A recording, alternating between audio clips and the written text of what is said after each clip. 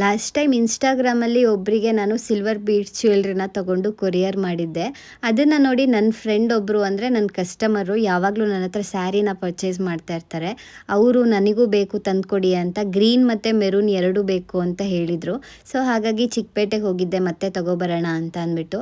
ಒಂದಷ್ಟು ಜನ ಆ ಶಾಪಲ್ಲಿ ಇನ್ನೂ ಯಾವ ಥರ ಕಲೆಕ್ಷನ್ಸ್ ಇದೆ ತೋರಿಸಿ ಅಂತ ಹೇಳಿದರು. ಹಾಗಾಗಿ ಒಂದಷ್ಟು ವಿಡಿಯೋ ಕ್ಲಿಪ್ಪಿಂಗ್ಸ್ನ ಇದರಲ್ಲಿ ಆ್ಯಡ್ ಮಾಡ್ತಾಯಿದ್ದೀನಿ.